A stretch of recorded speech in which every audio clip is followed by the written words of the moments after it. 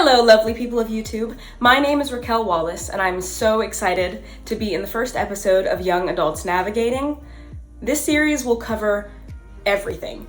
Like, for example, the interview Alma and I did covered romance. We covered this whack-ass government. We covered police brutality, and we covered art and how I've been coping with all of that.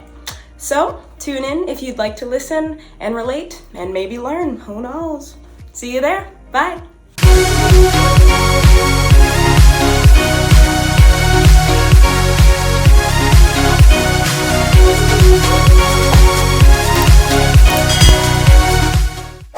Alright everyone, welcome back to my channel. I'm a girl with a horse tattoo, and today is a launch of a new series called Young Adults Navigating, where we're going to be discussing navigating careers, jobs, I said that already, goals, and relationships.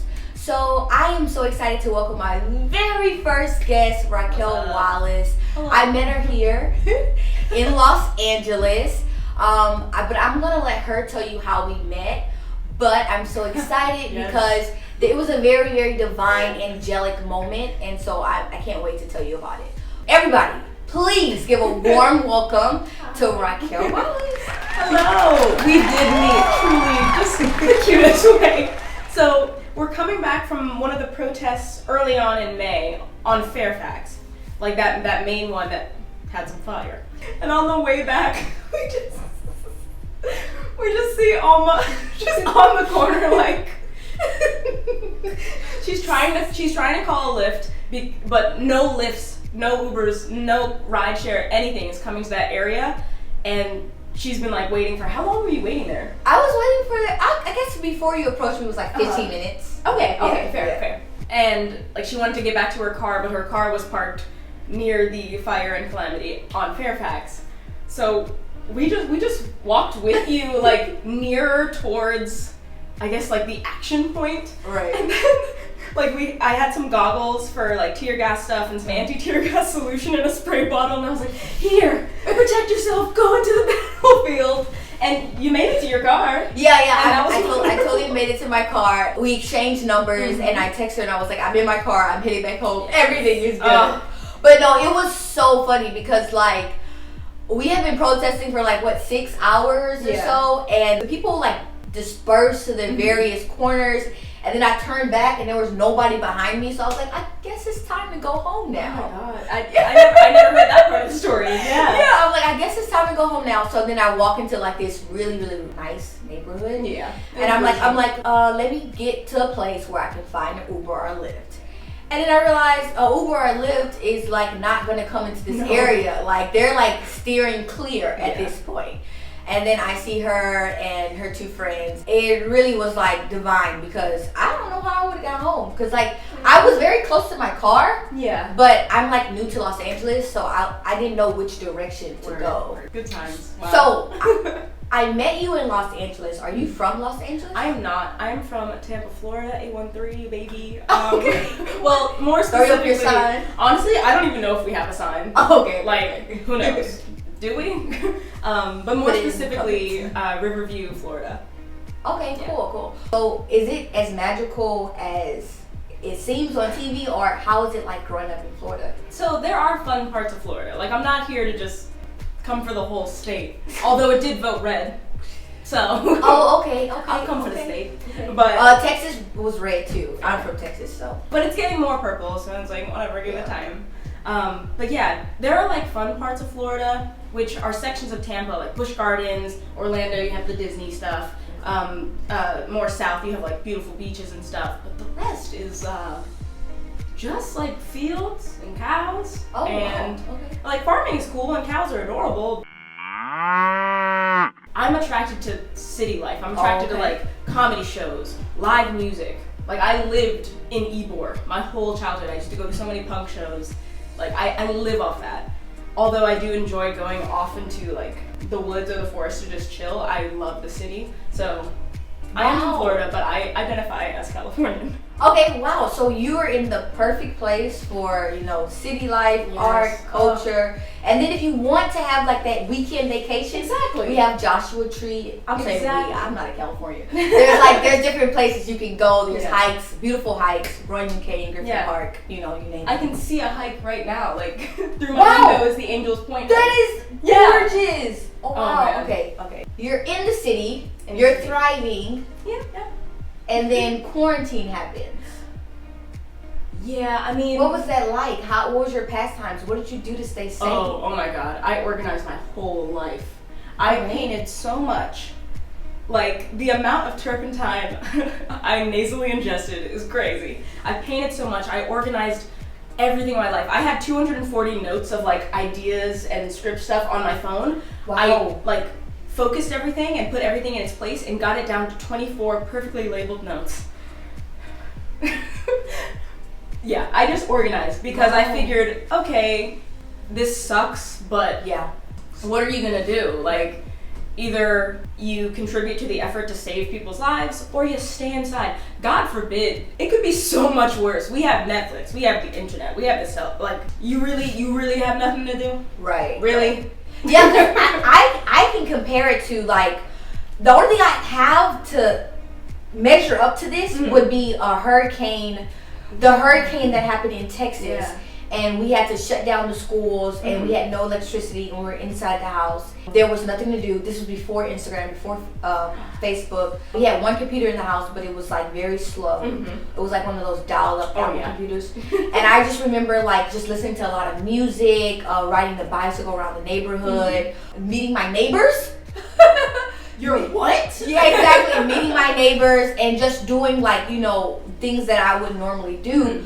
But now that we have Hulu and Netflix on stuff, it's been a totally different experience. Right. It hasn't really been that bad. We can order groceries to our front doorstep. What? Like, oh my gosh. Just to segue into like the protesting and stuff.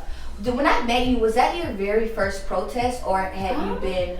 Well, this summer was my very first protest. I can't remember because I'm blanking on which day the Fairfax one was. Just because now I walk down the streets of Los Angeles. I protested there. I protested there. Exactly. I protested there. So I have no clue Okay. if it was or was not. Okay. But this summer was my first time protesting, which I feel kind of bad about because I've known about Yeah. police brutality for a minute now, and I'm like, so what were you doing, Raquel? Did you really need to wait until you had nothing else to do to step up? Yeah, we weren't in quarantine. We weren't in quarantine. So we felt all of the pain and the anger, but then there was something else to grab our attention and keep us distracted and occupied. So being in Absolutely. quarantine, it was like you had restless anger, restless sadness, and you needed something to do with it. So protesting was a great way to just get all of that tension out of your body, because Absolutely. it was hard to sleep. It was like I personally was experiencing insomnia, so I needed something to actually release from all of the tension that my body was holding. How many protests have you gone to? If you could just Oh my God, it's probably like 80 to 90. Yeah. I would say don't say 8, because I know Yeah, you've yeah, gone yeah. It's not a way more. I wouldn't say 100 just because I don't know like how long it's been since May 31st. Well, it definitely has been 100 days. Anyway, around that number. But yeah, I'll have a hard time like coming to terms with over time knowing that I knew about the Tamir Rice case and didn't necessarily protest. Like it took a lot. I think my very first moment where I was kind of aware, like our lives is this, our lives is living through police brutality, social injustice, and wearing the color of our skin. Like, it's like we wear it every day. But I feel like when I started to actually be like, I'm angry, like I don't know what to do, I'm restless. Yeah. I think it was Sandra Bland, and I was in university. And I remember having a really, really long discussion with my friends and saying like how Sandra Bland was us. Like that could have been our friend, that could have been us. Like, we love being in the car, taking road trips, that could have easily been us. And I remember talking about it, but then we were in college, so it was like a lot of things was happening, so we didn't really so we didn't really do anything. And then the second one for me was Trayvon Martin, and that's when I was in California. And I feel like the protest was really, really bad, But I came to California for like the Debbie Allen Summer Dance Intensive. I was here for a month, and that's when all of the Trayvon Martin stuff happened. And I remember like walking to the studio and seeing people out in the streets and stuff. And I was just like, I want to be a part of that, but I have to be in class at 8 a.m. the next day. Like literally, it was like Monday through Friday, and then we did it like weekend things. So it was like my schedule was set, but that was the second time. And then just quarantine, I'm just like, I ain't got no job. I mean, I don't know what I'm doing. Like, I'm about to go in these streets and let these people know. Absolutely. So what has fueled you to go to so many protests? Because I had to like kind of step back because it was killing me. I was becoming like a shell, but my spirit was leaving. So what's been fueling you to keep waking up? Because it's very strenuous on your body and then emotionally. Yeah. And then the change is not happening overnight. It's very, very slow. So how are you replenishing yourself, and what's fueling you to go to the next one? I find that the strain of protesting is worse personally for me when I'm not protesting.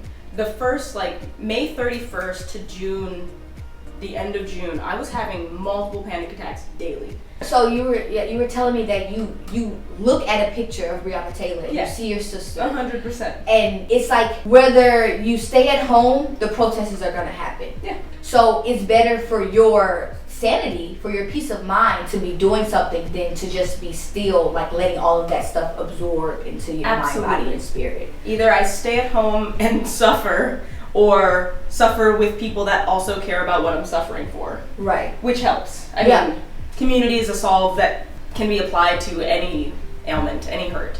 Yeah. It won't bring people back, but there are moments of joy from it. Like recently, the Matthew Russian pardon. That's amazing. Yeah. Because justice would be all these families get their loved ones back. That can't happen. But we can have like legal justice, or in Matthew Russian's case, he can come back home from being imprisoned for no reason. You know? Right. Like, but we prevented another loss. But then that makes me think of, I'm blanking on his name. There was a young man that got lost. He was accused of stealing a backpack, and they sent him to like one of the harshest prisons, Rikers Island. And he was locked up in there where he was brutal, like he was beat and tortured and put into solitary confinement. And then when he got out, they tried to put him in rehabilitation, but he ended up committing suicide. Yeah. So it's just from the documentary 7. I'm blanking on his name. I just watched his documentary. Yes, too. It's the DuVernay documentary on Netflix. Yeah.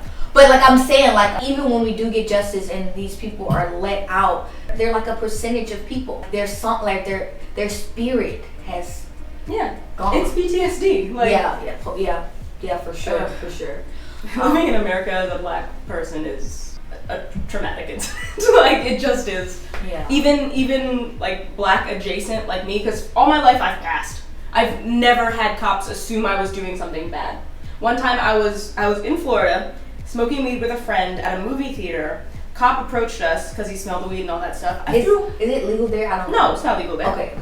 I threw a half full bottle of Gatorade at a cop and got away because I was faster than him. Wow. My friend was white as well, and I looked pretty white. Like, wow. Yeah. Yeah. There are two different. Yeah.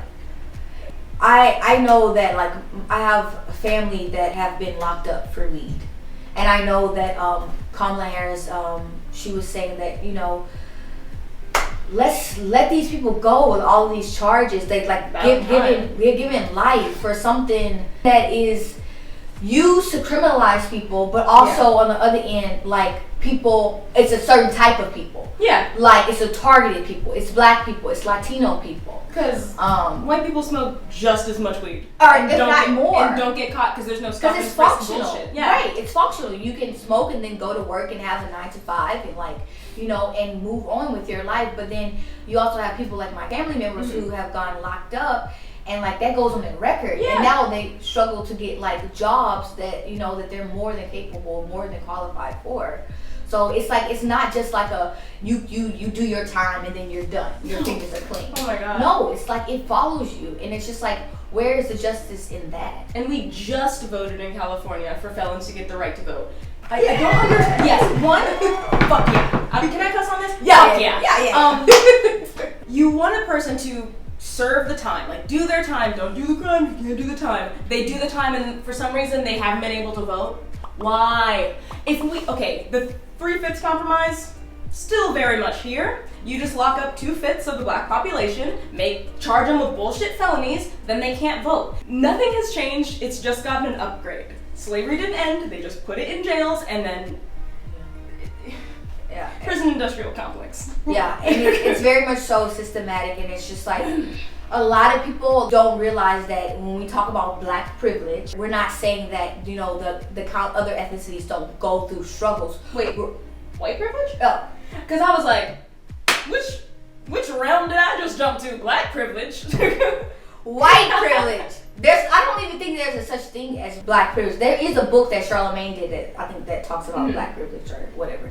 But like white privilege, like we're not neglecting, you know, the things that different ethnicities go through. We're just saying that resources, like generations, has been lost for us. Our history, my history as a black American, starts with, you know, slavery, and that is not true. Like just being on Ancestry.com and trying to reconnect with my family. You just bought it? You should have them sponsor this. Yeah, my mom got it for me, so I will soon find out which African shore I was taken from. Yeah, so like I'm like 43% Nigerian or something, and I had no idea. Like, but just resources. I don't even know who is past my grandma and my grandfather, who my grandfather I never even met, both my mom and my dad's side. I don't even know how far it goes back. I don't even know what my people were. I don't even know what they did, but like I have friends that know that from generations they used to farm the land, they used to do agriculture, they were in like factory work, or they like did clothing. I don't have that kind of well. That the well that white people have to pull from to say this is where my people were, and this is what I could possibly do, or this is how I could capitalize on that. Yeah. I don't have that, and that is what I mean when I say that you are more privileged than I am, because you have connections, you have history, you have people can pass down how to. You know, my family is wasting so much time. We're trying to start a business. We're wasting so much time in the preparation and the research because nobody passed that knowledge down. White privilege, they have knowledge that's passed down, which is wealth. Knowledge is wealth. Wealth, and speaking of wealth, you know how white families built up generational wealth? Owning property. You know who wasn't allowed to own property for the longest motherfucking time? Black people. Okay. We know this. Like, the people that still don't believe in systemic racism, it's just like, have you read a book? I've gotten to the point, I've tried so hard just to talk to a lot of people, but there comes to a point where it's like, okay, they're not going to accept it. There's still people that deny the Holocaust happened. So it's like, at a certain point, you stop fucking with them, and you go help Stacey Abrams continue to flip the Senate. Ossoff Warnock. Anyone watching this, please flip the Senate blue. Like, help, donate, found bank. I don't know. Have conversations with people that you know and challenge them. Yeah. And don't be afraid to call things out when you see it. Turning the other cheek, or like being like accepting people's ignorance and stupidity. We're so much past that. I'm fresh out of cheeks, dude. knowledge inform the ones that you love. I'm not saying go out of your way, you know, because we already go out of our way, but like do your part. Like the people around you, challenge their mindsets, their views, and their perspectives, and question them. Question everything. Yeah. So tell me, so you're out here, you're pursuing your dreams. You graduated from University of Florida. Go Gators. In, what was your major? Theater. In theater. You got in a car, you said your goodbyes, and you headed straight to California to pursue your dreams. Yep. I got my diploma, and within the hour of the end of the ceremony, I was in my car driving. Like, it was over. I wasted no time. That's beast mode right there. Yeah. So while you're out here, you're pursuing your dreams, you know, you have an agent, you're doing commercials, you are pursuing acting. Is there someone you're pursuing romantically, or how do you see yourself dating in California? Not necessarily, just because, I don't know, it's not what I'm worried about right now. Right. I think if I find a person that loves myself like I do, then that'd be great. Right. But until that happens, I'm not gonna waste my time. So no one romantically right now, Right. but I think that's fine. Yeah, I mean, I was definitely like using the analogy like for me when it comes to dating. Like I'm in a car and I'm driving, I'm in the fast lane, I'm headed towards a destination, I can see the vision, and so happily somebody else has a goal and they see the vision and they're in the fast lane and they merge together, you know, to be compatible in my life or a partner in my life. But I'm not going to slow down. Yeah. I'm not going to pull over. I am not going to change my vehicle. I am not going to change myself for somebody else. But Yeah. if the person is equally, you know, ambitious, or that the guy doesn't necessarily have to be like, you know, making six figures, Yeah. but if I don't they want your have money. purpose, right? Yeah, If they I have want your purpose. money. I want intelligent conversation. Exactly. Oh, yeah. So some Because person, I'm gonna make my own money. some person that's Yeah. not afraid to like, you know, feel things, you know, talk about their feelings and not just shield it in this like toxic masculinity. So overrated. Yeah. Guys that cry. Yum. Yes. Also, guys that are in their element are purpose driven, or like have goals and know how to like budget and not know how to like invest, know how to experience art, like laugh, well rounded. Come on, in the element. And in the meantime, if you're single, that's ace, because one of my favorite things to do before quarantine happened, I love going to the movies alone because I want to experience the movie and then maybe I'll watch it a second time with someone else and get their opinion and we'll have a discussion. But I like to just experience things on my own time. I used to go to museums, and if I want to stand and look at a painting, one particular painting for like an hour, I can, because I don't have to be like, oh babe, are you hungry? You're ready to leave? Exactly. Like, I don't care if you're ready to leave. I'm not, so I'm staying. You know what I mean?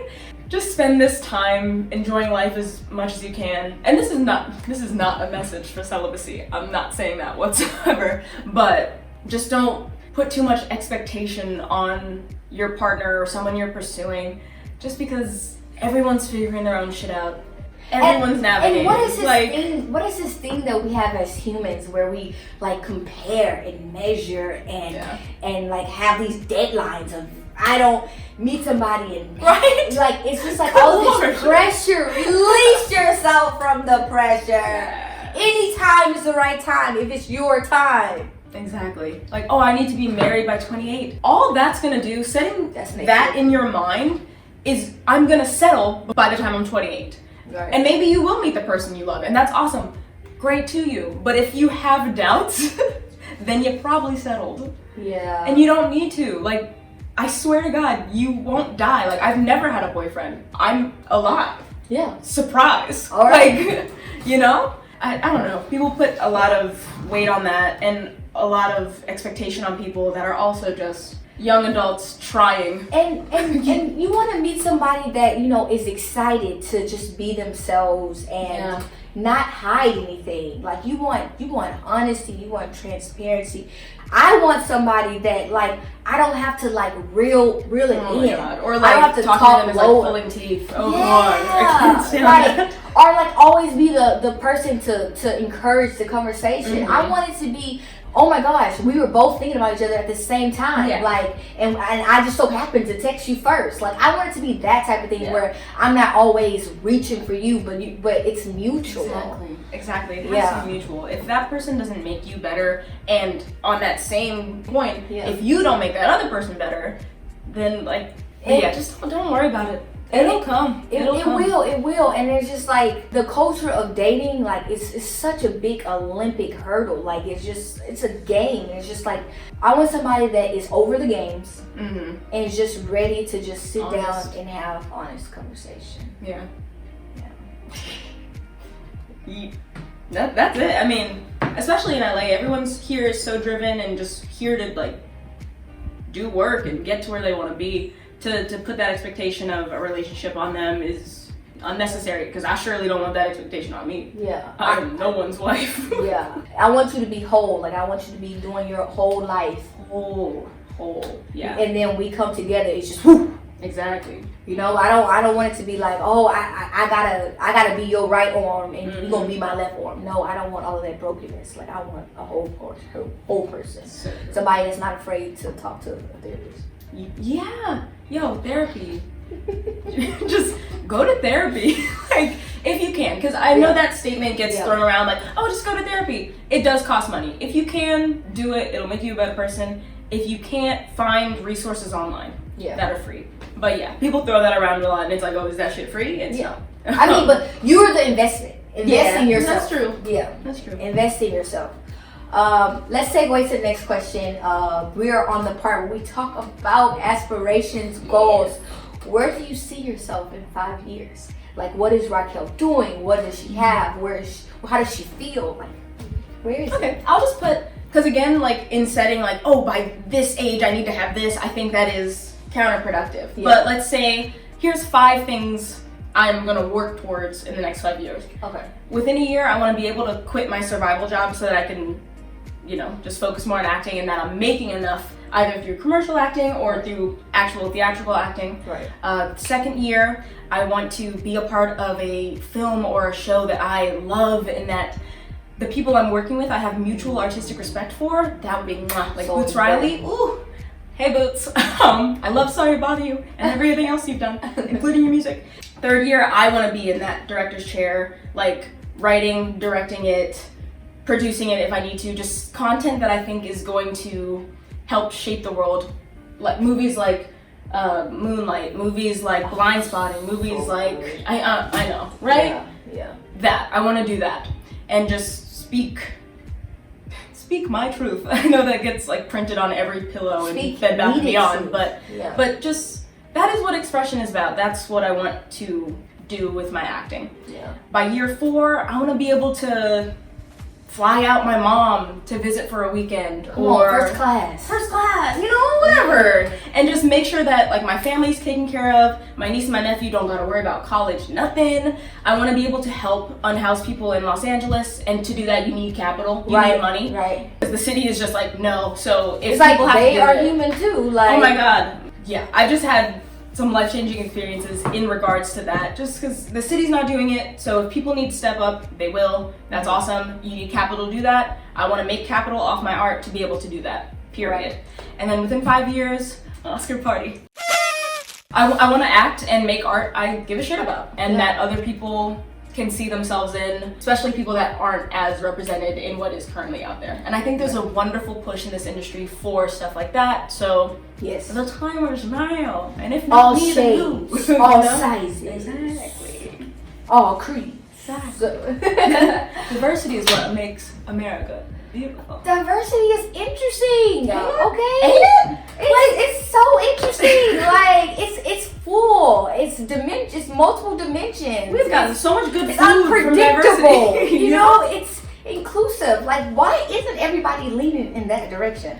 Because if you're on the top and that's where you have power, then you don't want to include diversity because you quote unquote lose power. But power is not pie. Neither any of the resources. Neither is the earth. So let's just mix it up, baby. Yeah, let's mix it up. Come on, let's throw a little bit of this, throw a bit of that. Hey. All right, so this is my very first piece. It's called Insomnia, and it's just what I was going through at the time. When I first moved into that beige apartment, I was just like jittery and weird, and it didn't feel like home, so that's why I painted.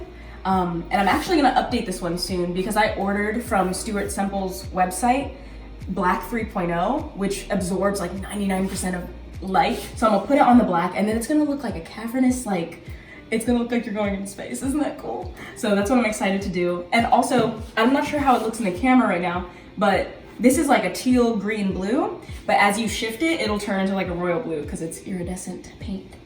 Boy. Yeah. So good. Thank you. But thank you so much for being here today. Thank This has you for been having me. awesome.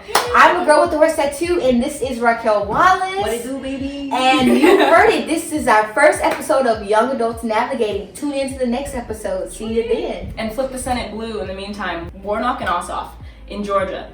Let's get them in the Senate to flip it. Flip the Senate blue.